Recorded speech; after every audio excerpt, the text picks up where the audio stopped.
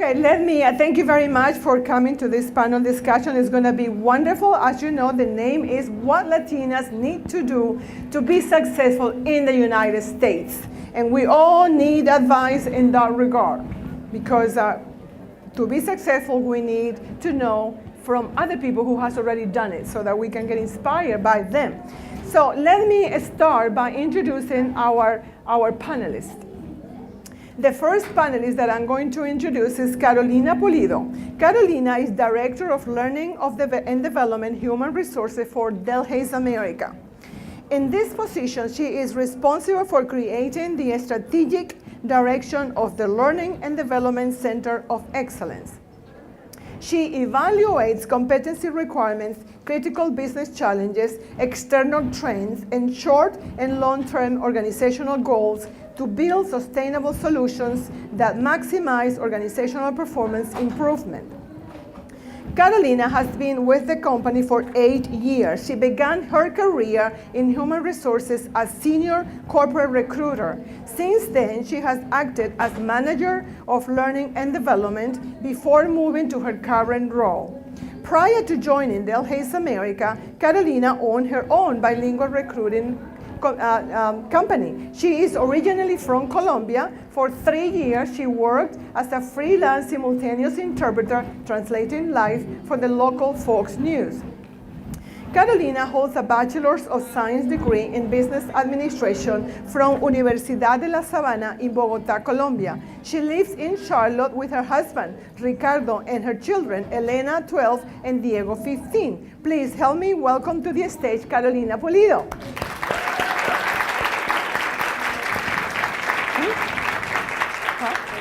¿Querías que subiera ya? Sí, amor, está para adelante. You can sit. Just sit in your place. Our next panelist is Edith Valladares McElroy. Edith was born in Caracas, Venezuela. She is the Dean for the Levine campus at Central Piedmont Community College, CPCC. In addition to the management of the Levine campus, she oversees business, English, humanities, social and behavioral sciences, foreign languages, academic ESL, and global learning. She began her career in teaching as a Spanish associate in the Charlotte-Mecklenburg schools. She was a Spanish lecturer at UNC Charlotte before starting as a full-time instructor at CPCC in 1997. Edith has received many awards, including the O'Haron Award for Teaching Excellence in 2000. She was named the CPCC Administrator of the Year in 2009, and she has won the Latin American Excelente Awards given by our paper La Noticia for Community Service Person of the Year in 2009. Please help me welcome to the stage Edith Valladares McElroy. Thank you. You're welcome, you're welcome. You're gonna be great. Go ahead and sit.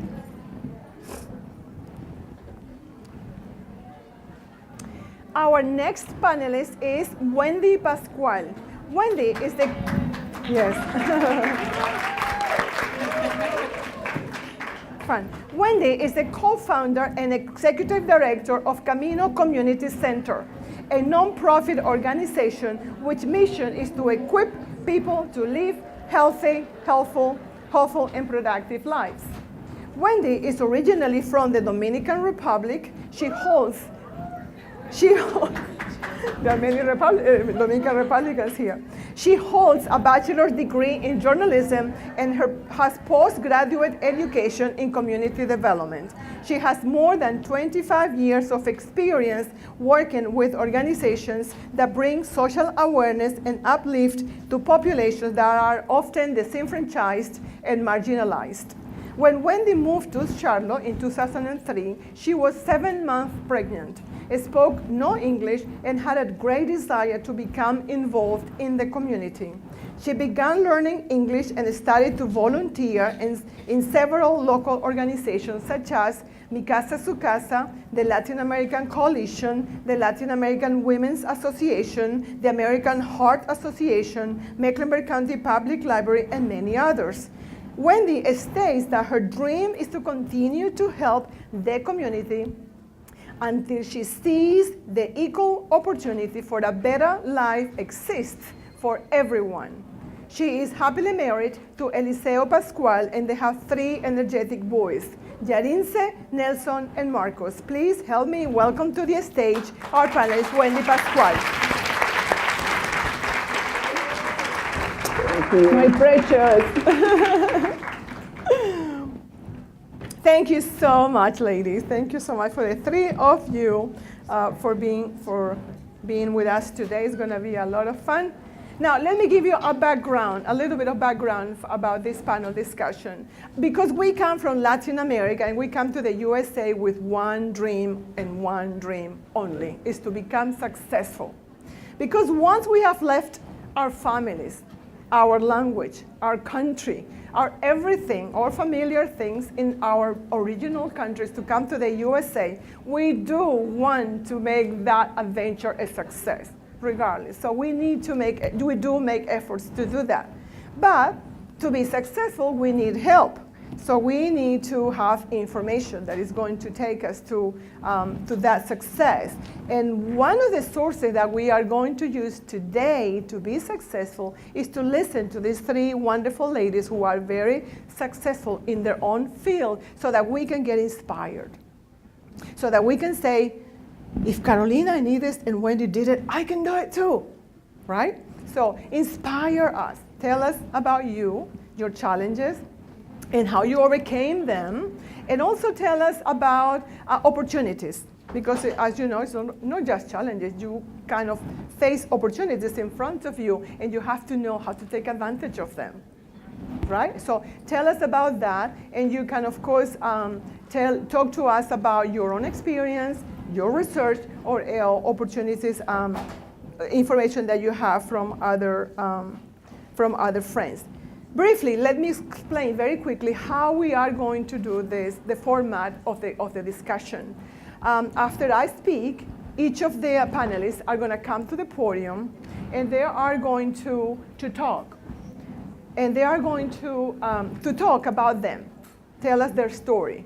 And then after they finish, they go one by one, Carolina first, and then Edith, and then Wendy. And then after that, I'm going to ask them questions that I have prepared for them, individual questions. And let me tell you that after the discussion, you will have an opportunity to ask questions to them. So if a question comes to your mind, go ahead and write it down in your notepad, in your Novan Health notepad. And then when the opportunity comes, you can ask that question.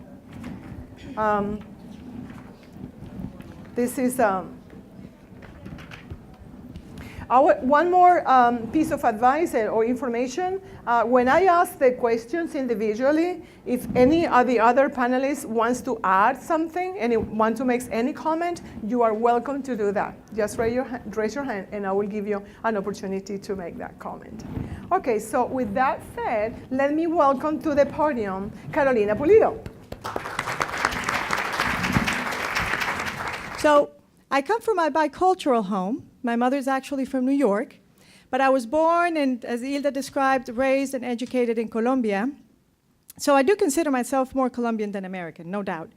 I knew both languages early on, and I would argue I don't know either one well, because I had the opportunity to shift languages in mid-sentence all my life. So I joke about that a little bit. But when I came to the US, I realized it was a very different culture. My mom, of course, educated me with a lot of the values that she had when she was growing up as an American, and she had moved to Colombia without ever visiting Colombia. And I realized it is a very different culture. So I had to find myself, if you may, on a professional level and say, how do I want to apply my education and what I know I'm good at, or I believe I'm good at, in a very different environment? So I hope to share with you today some of my learnings and some of the experience that helped me get to where I am today. And as Hilda described in her speech, during her session, success looks different for everybody. And we have to define what that is. You know, I think that sometimes our culture, our society here in the US has a very prescriptive way of defining success for professionals, and we get lost a little bit in that. So we need to be very real with ourselves, very honest with ourselves, and define what is going to make me happy and the people around me happy, and how can I really, truly, legitimately make a difference. So I'm excited to be here and to share with the other panelists some of their thoughts, and thank you, Hilda, for the invitation.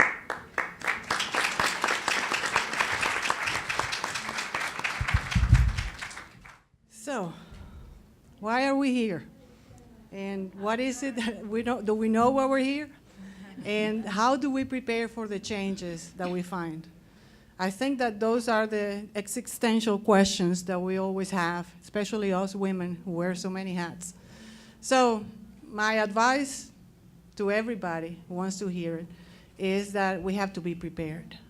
So, challenges come, changes come, and we have to make it happen because we don't have the luxury of saying, I'm going to get out of here. So especially when we have a family, when we have a job, when we have many obligations. So, and I remember my doctor, I'm not going to say what kind of a doctor he was, when he said, are you getting prepared for the change? If you're over 40, you know what I'm talking about. And then, and I remember thinking to myself, what change? Am I going to become a butterfly after this? So, but it was very nice that he had the forethought of telling me when I was in my 40s that a change was coming, so you better get ready for it. So, and that's how I have approached everything in my life. And of course, you already know my bio, you know what I do. I'm very humble what I do, have the opportunity of serving. But if you prepare yourself for everything that comes to you, nothing would surprise you. And that's the thing, that's the key. Don't let it surprise you. For example, I don't know if my sister is here, she was here a while ago, maybe she ran away. So when we were growing up, we came from a multicultural and multi-ethnicity, anything that you can think it was multicultural, everything at home was that way, because we were daughters of immigrants. So my parents had to make sacrifices and many changes in their lives. So we were used to change.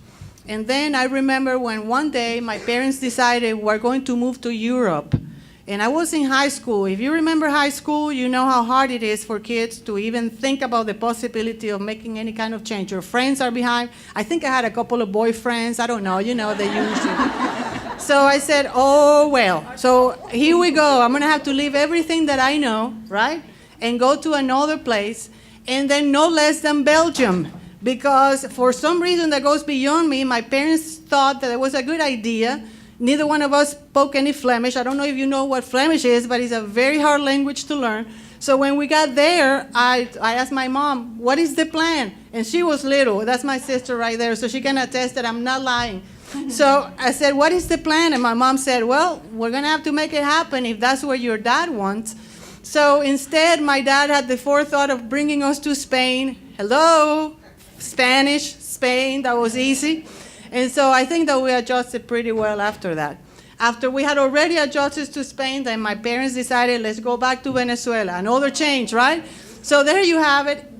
She was very little. I'm the oldest one. I'm not going to tell you how old, but that's the point, that the little ones adapt better than the older ones.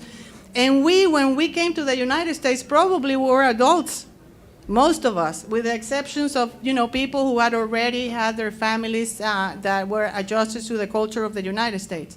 So back to Venezuela. Fine, we made it happen.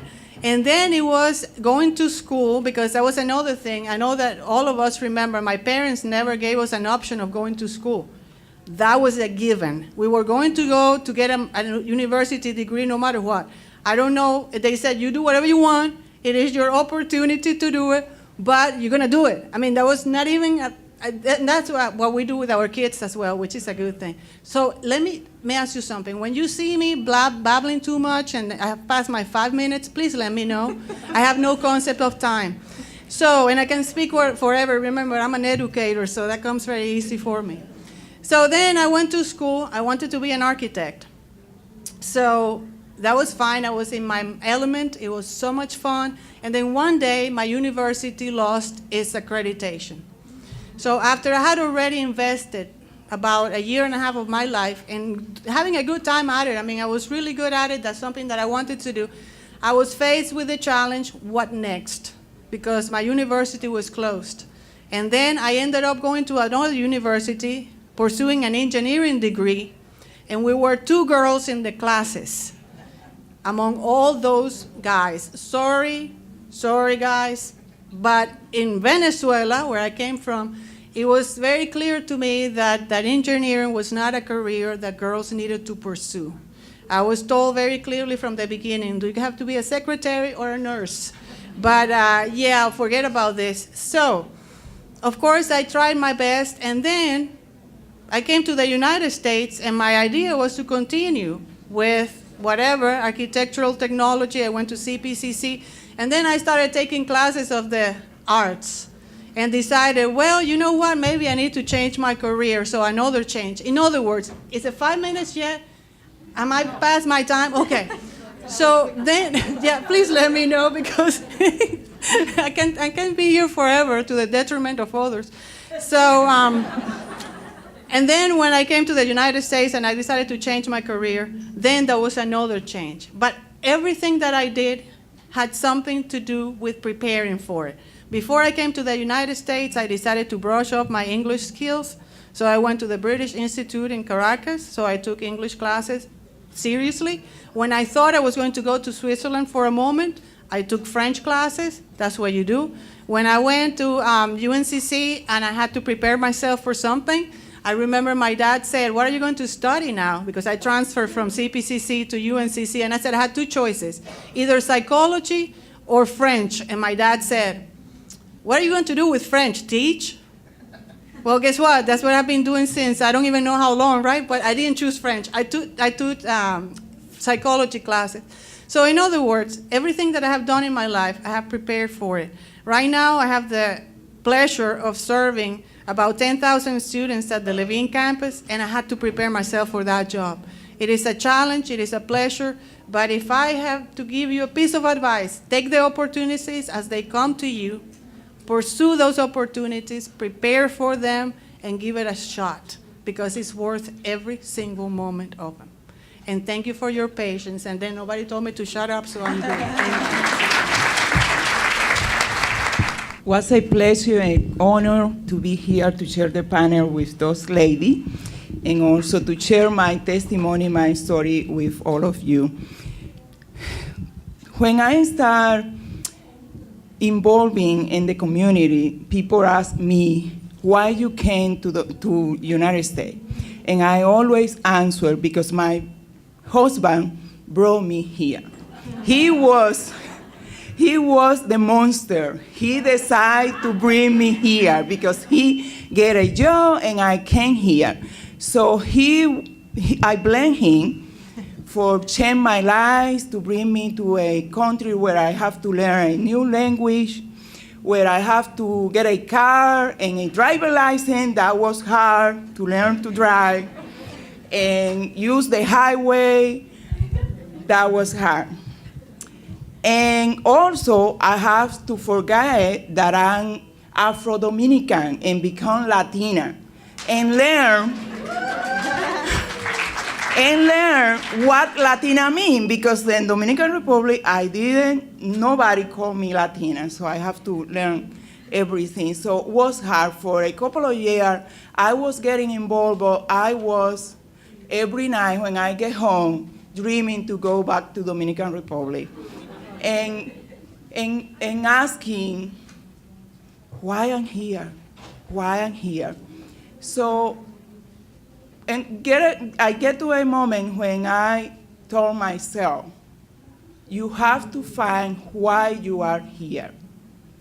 And when I get to this moment, and I open my eye, and I see all the opportunity that God was putting in front of me, and I understand that he brought me here because he has a plan and he has an opportunity for me to serve the community, to serve a lot of people, to help a lot of people. So my life here changed. And was challenged, was hard, but I was happy. And I know that I will be able to do something because I will be an instrument to change here. So if it's something I can give it to you today, is that it's important that we find our purpose in our life. Until we don't find the why I'm here, for what I'm here, we won't be able to succeed because you won't have a goal where to go. When you find for what you are here, for what somebody brought you here, for what God brought you here, you will be able to have to set a goal and work hard and walk through this goal. So I recommend you, if you don't know, I know that many of you know, find for what you are here, and you will be able to be successful. Thank you for the opportunity.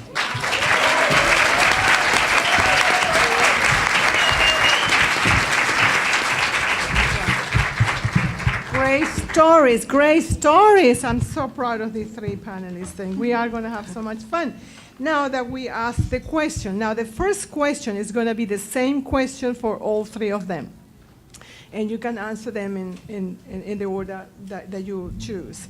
What do you think we Latinas need to do to be successful in the United States? Give us tips, recommendations.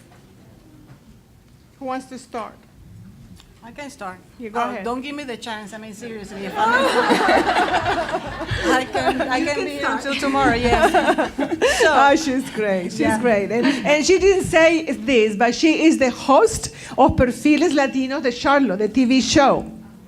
Have you seen it? Yeah. So 10 years in the air, right? 10 years or more? 13 years in the air. Yeah. Wonderful. Congratulations, Edith. Thank you. And that's talk about a change. I'm not used to talk about myself. I'm usually listening to people talking about themselves. So when Hilda asked me, give a little introduction of yourself, I was thinking, what do you want me to talk about? I don't have anything to say. You know, it's just like I'd rather listen to people, but this is great. So my advice, once again, and you can look it up. You can Google it. You can buy books about how to succeed in life and all of that. And even if you are not a Latina, right? This is in general. Now, for us, remember, we have to prove ourselves sometimes more than other people have to do that. And not only because we're Latina, but also because we're women. Mm-hmm. I'm sorry, guys. I hate to say that, but it is the truth. Some people would hesitate a little bit when they find that you are a woman in a place of business, in the education setting, especially if the person doesn't know you, and they have to make an appointment with you, and then you show up, and then I show up, and then on top of that, I open my mouth, right? Which means that I have an accent. So I'm woman, Latina, accent, so people don't know what to expect. So you really have to prove yourself more than other people. And so cut the stereotype as well. You know, we have a stereotype out there that we're always late for everything. Well, don't be early. So people, when they see you, and then you open your mouth, and you're Latina, you're a woman, and you have an accent, it's like, oh, and she's here. How about that? So one thing that has helped me a lot, and hopefully will help you too, be open to opportunities, and not in the sense of big things. You know, for example, at work, if somebody asks you to take on a project, to look into something, even if you're full to the top with responsibilities, say yes. I know that you have to learn to say no, because otherwise people may give you too much stuff to do. No, that's not that kind of yes that I'm talking about. It's the yes in terms of work. So if they ask you to take on a project, explore the options, because you're learning. You don't know when that knowledge is going to be helpful later on. I am a work of knowledge because I'm old, right? So you're young and you have, okay, sorry. I'm a teacher anyway, so you can hear me I'm pretty sure that I can yell I'm loud enough. So if you acquire knowledge, you're valuable for your company, your business. Because then when something happens and somebody has to let somebody go, it's not going to be you because you know a lot of stuff. Mm-hmm. So you have the key to certain things, right? And they don't have to retrain you. That's another thing. If you have already learned some of the skills at work that maybe your coworker has and you have acquired that too, guess what? If somebody's going to have to choose, Probably you're going to be more valuable than other people. So say yes, to options and opportunities. Take more risks. And that's another thing. If you're very comfortable in your job, you may be missing on something. You have to take the risk. And I know what it feels like. It feels like when you go to the roller coaster and your blood is coming to your head and you don't know what to expect and it's kind of scary. Do it. Just do it for the sake of it. What's the worst that can happen? Just think about it that way. How many times have you applied for a job and you went to the job interview and you get out of there and I'm like, oh my gosh, why did I do this, right? And you think about all the things that you could have changed, but it's too late already. Well, it doesn't matter. You did it. That's the important thing. It's yours to run with. So take risk, have a positive attitude, smile, like Hilda says. Smile. Even if you're thinking inside yourself, this is killing me. No, remove your shoes and smile. It's just like have a positive attitude so people think that you're having a good time. How about that? And maybe you're going to even like it. You never know. Okay, meet a lot of people. One advice that came from Hilda's session before. Meet everybody that you can. Because you don't know when you're going to have to do some kind of transaction, business, anything with that person. And guess what? That opens doors for you. I'm not going to say that they're going to give you a job right away, but they may be able to give you a reference because they know you already. They know where you're coming from. I know these ladies from before, so it's like I know everybody, which is really sad, right? Because I don't remember much of the names, so I have to work on that. And then be curious. Explore everything. Be a lifelong learner. Learn new things, new skills. I don't know, take a cooking class if you don't know how to cook, just for the fun of it. So who knows, maybe an opportunity will come. I know many people who have started a business after exploring a hobby because they love it so much that they are able to do that. Okay, and my husband is telling me, woman, you're talking too much. Okay, I'm done. Thank you You're very so welcome. much, Edith.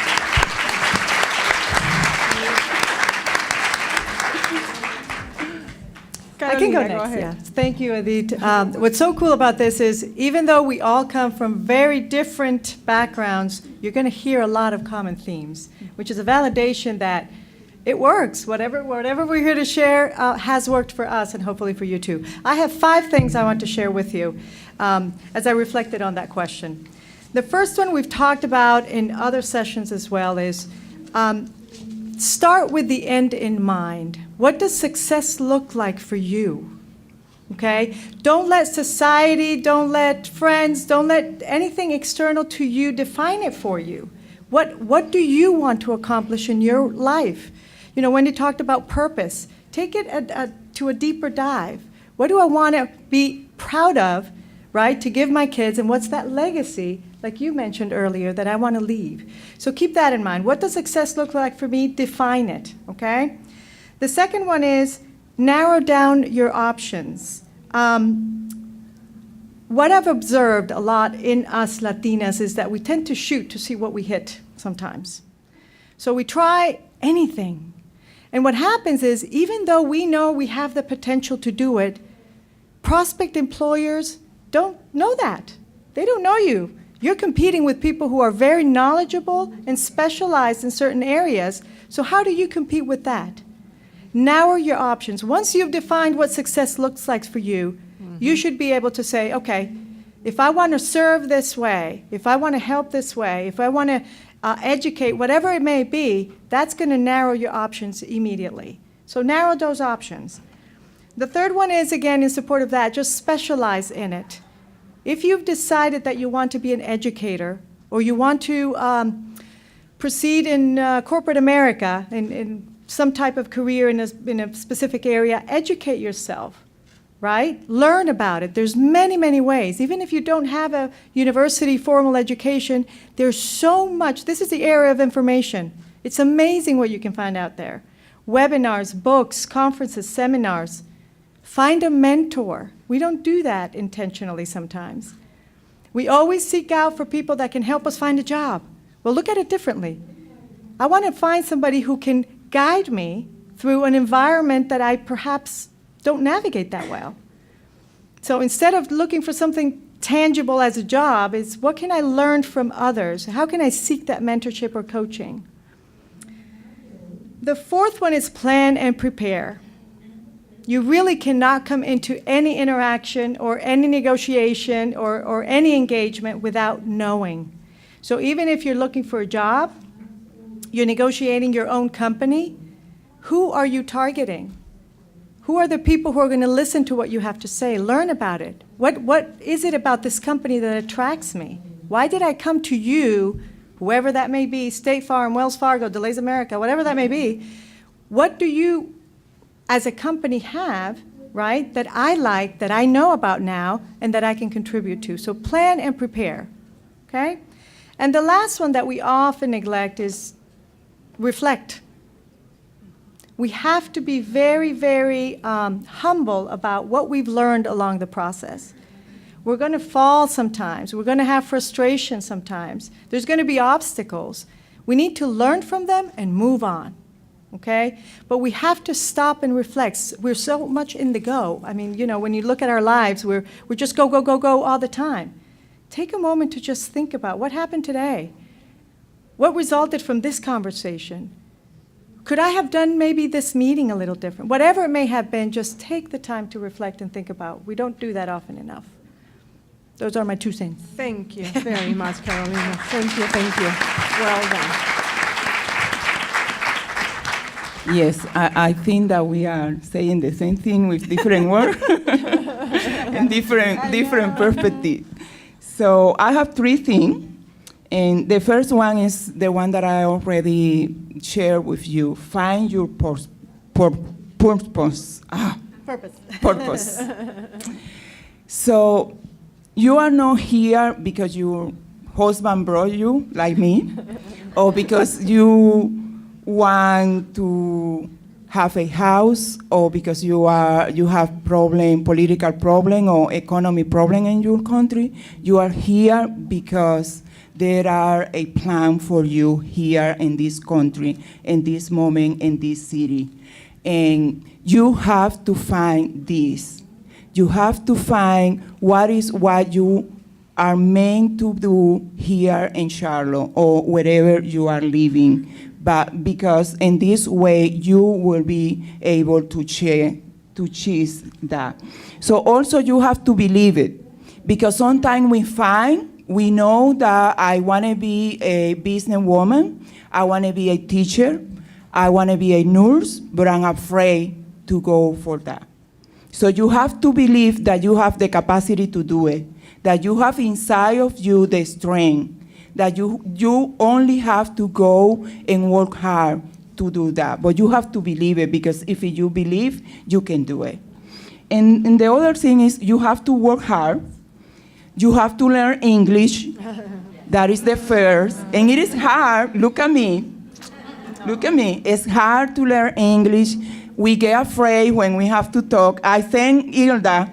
She sent me the invitation for the panel, and I say, oh, yes, I want to do it. Then she sent all the information about the panel, and I asked, will it be in English or in Spanish? And she said, English, sweetie. And I say, okay, here we go. I can handle it. So we have to learn English, and we have to find a way to practice. We have to find a way to use it. We will be afraid if somebody understands me, if I'm pronouncing it right. I will get nervous, like now that I couldn't pronounce a word, but we have to continue, and we'll get to the point that we can do it. We have to get training. You don't know everything. You have to learn something every day. Sometimes we say, oh, I have been in LatinaCon 3 years in a row. I won't learn anything. No, you will learn a lot, but you have to be open to learn. You have to be open to listen what the other people are saying and doing, because something you will get from there. Also, you have to be able to share your experience, because sharing what you do and who you are, you also learn and you confirm yourself, and that gives you the strength to continue. So that are my 3 advice for this question. Great.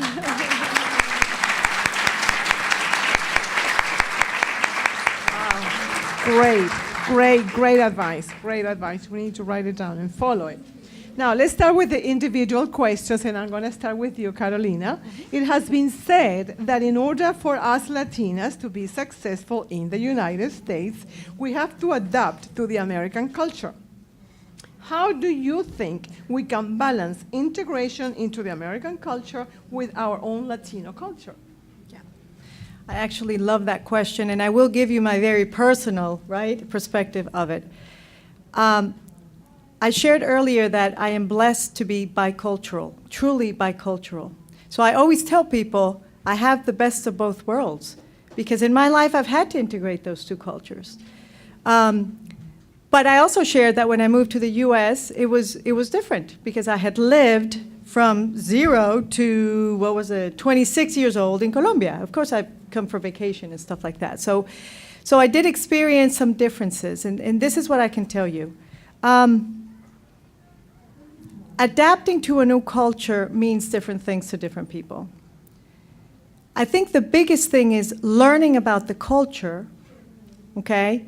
Learning about the culture, not only socially, but also in whatever field of work you're going to be in. So in my case, corporate America, there is a very distinctive culture in corporate America that I had to learn about. So learn about it, humbly, really learn about it. Unfortunately, I've experienced that sometimes my culture has been interpreted or perceived not the way I intend to. So one of the things I heard very early on was, Carolina, you might want to tone down your passion. You're loud, right? And I'm like, I don't know how to do that, because that's who I am. So I had a little bit of an identity crisis at some point, because I said, so people are wanting to see this, but this is who I am, and how much am I willing to change that? So I decided I'm not going to, but I can manage it appropriately depending on what situation I'm in. I love my passion. I want people to see it. I want to share my culture. But I could have that, as we call in corporate America, emotional intelligence to know who am I with who's going to receive it well, and who do I really maybe need to tone it down, but not forgetting about it, not losing myself or changing who I am, okay? But if I don't know who the recipients of my passion are, right? Or who's the audience I'm trying to address, well, I won't know. I won't know what to do with my passion without losing it by any means. But so it's really learning about it, and this could be just simply asking questions, okay? If you're going into a meeting with leaders, for example, and you don't know much about them, ask somebody who knows them. So-and-so, you've experienced this group before. Tell me a little bit about, how they like to interact when you're presenting a new proposal or something like that. Learn about them, because you come in prepared, okay? And then you can decide how you want to interact with them. So, but it doesn't mean by any means, and share your culture as many times as you can, because I'll tell you one thing, it's well received once they know more about yours as well. People don't know what they don't know. So if all they're seeing is passion, but not really who's Carolina or what's behind everything she brings, it's going to be a limited view of me as well. So volunteer some of the things that you bring in your culture. I hope I'm making sense. Yes, you are. But so learn about the culture, and culture me is everywhere. We talk about the Southern culture. I have a team in Maine. Well, that's a whole different culture. I had to learn about that culture a little bit. And I work in Salisbury, very Southern, type of culture. And then you have the corporate culture in itself, and then I have my company's culture. But guess what? I have my team's culture. It's a lot, But just learn, ask questions, be humble, reflect, and decide how you want to be experienced by others. But never lose who you are. Never let anybody say, well, maybe you should change the way you do whatever, or the accent. I agree, communication is huge. It doesn't mean you're going to have a perfect accent. My father right, has known English all his life, and he still has a very heavy accent, but he knows the language very well. I would argue maybe better than some Native Americans. Know the language, but don't try to change who you are, and stay true to that. True, because if not, you're going to have a crisis. You're going to forget your purpose. You're going to lose confidence.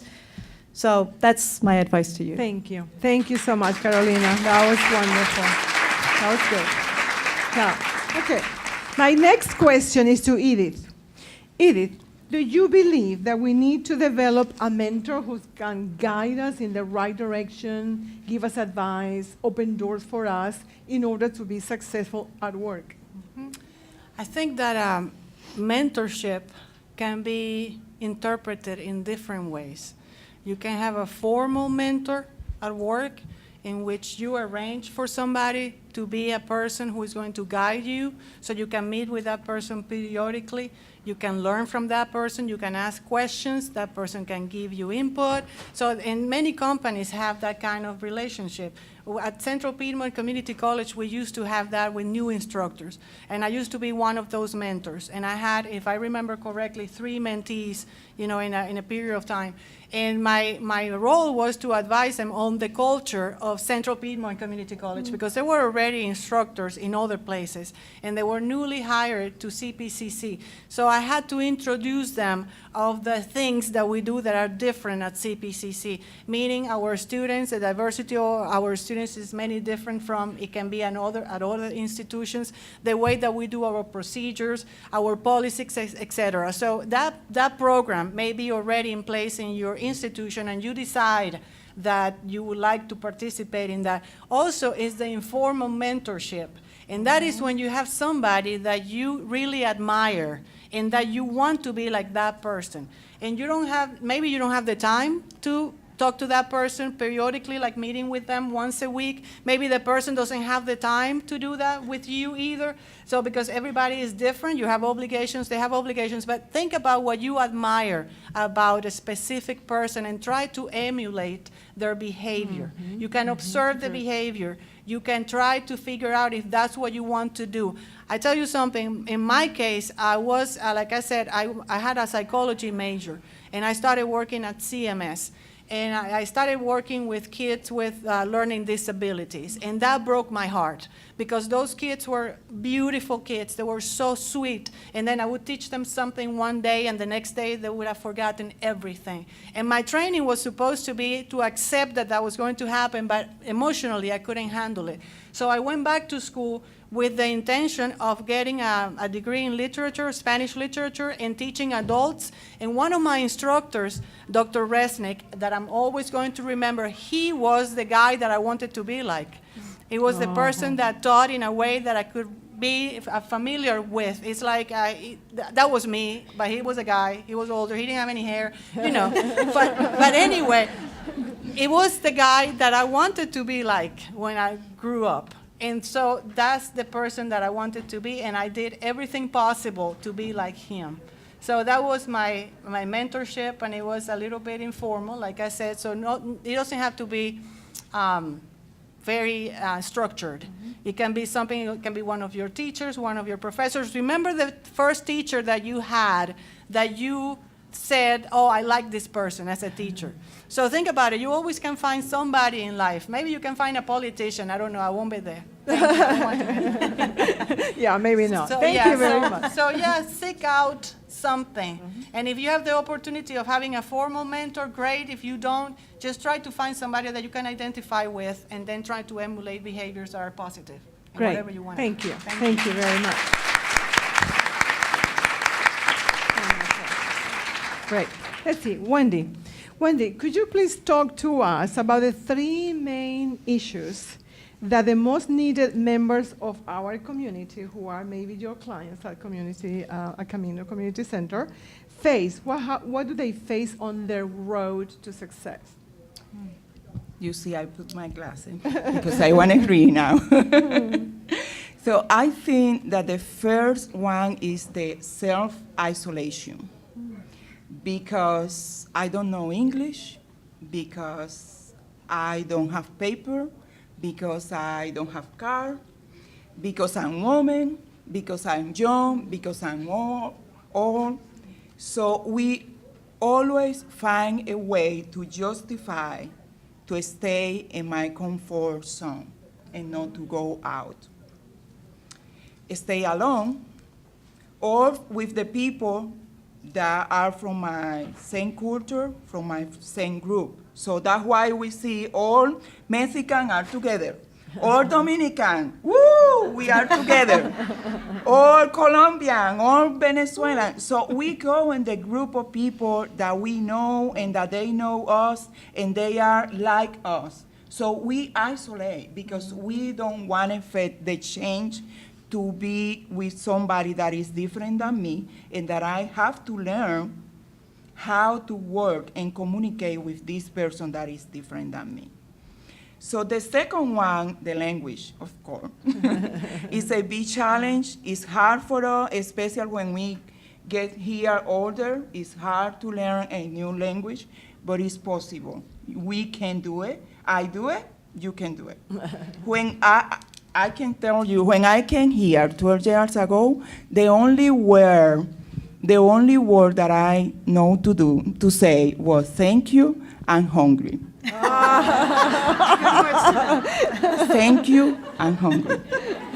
So, if I do it, all of you can do it. We have to work hard. And the third one is we have fear to fail. We have afraid. So we know that we can do it. The doors are opening, but we don't want to fracas. We don't want to fail. We don't want to feel the pain. I couldn't do it. But as Hilda was mentioned in the morning, somebody tried 9 times. You can try 15 and we'll be fine, but you have to continue trying. And I think those are the 3 main things. We talk about social economy, different things, but I think that is inside of us.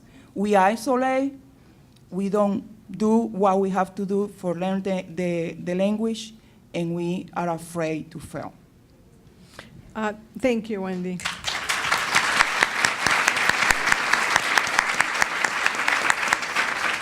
Thank you. This is a follow-up question to that response, Wendy. How do you think we can help them help themselves?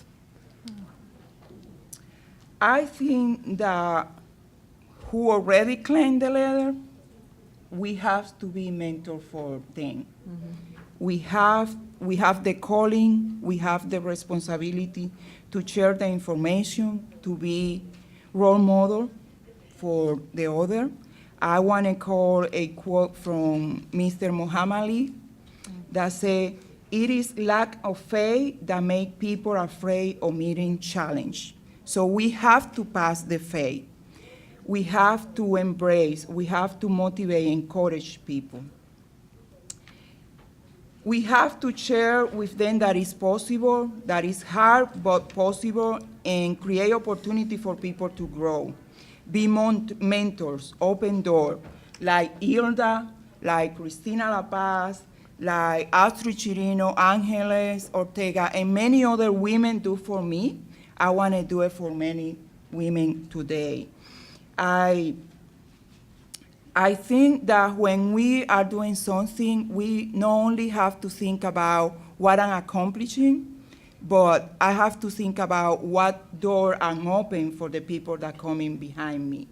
Because the door that Hilda opened 20 years ago? 23 years when she came here, nobody know about Latino, nobody speak Spanish, and the other women that start here in Charlotte, and they open door that today we can walk and it is easy for us. So we have the responsibility to open the door for others and be mentor for others. Thank you, thank you, thank you so much. Thank you.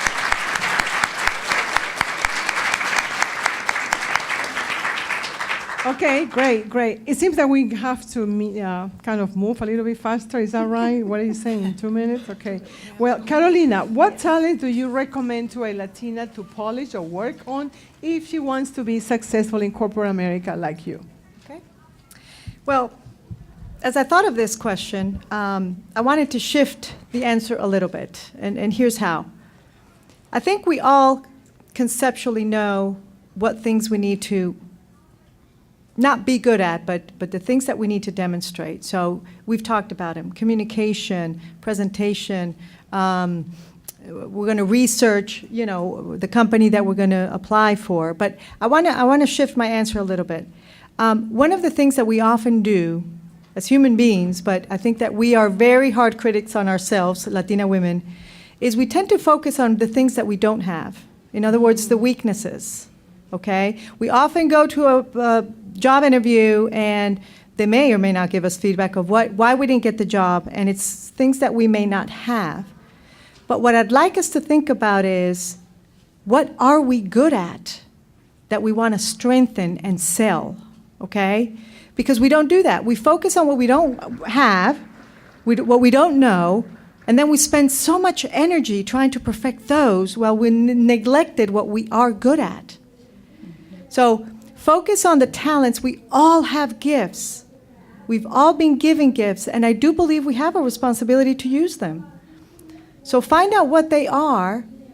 What are those, in my case, corporate America, where are those companies where I can apply those strengths, those talents, right? And stay true to your values. I mean, find a place that's going to acknowledge, encourage, and strengthen my talents. So that's why I wanted to shift that a little bit, because we tend to focus always on the things that we're not good at, and it takes a lot of energy. We're never going to be good at the things. This sounds awful. It's not as bad, but we're not going to be as good at the things that we're not good at as we are in the good things that we do. So focus on those strengths, sell them. You'll be much more confident selling them. You'll have a lot more proof and can demonstrate more tangibly that you're good at them because you've done them, you've used them. So that's what I would encourage us to do. Thank you very much. Thank you, Thelma. And last question, we run out of time. In 1 minute, Edith, could you please tell us?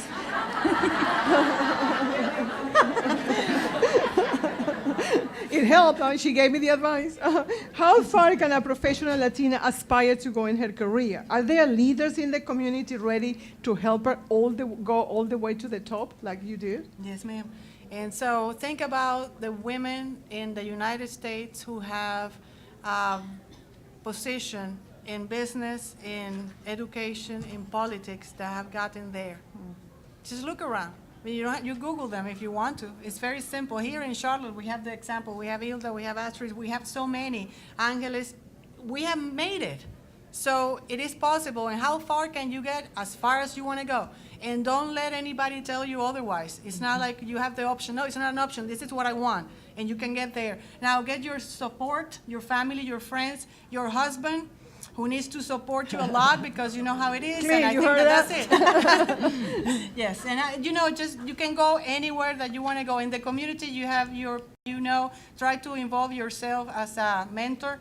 As Wendy said, also try to volunteer if you have the time. That is extremely important. You can learn from others that are in the community, that are leaders in the community. Thank you, thank you. As you know, we don't have time for questions, unfortunately, because we run out of time. But our panelists are going to be here for a while, so if you have questions, maybe you can ask that question later on. Thank you very much for your time.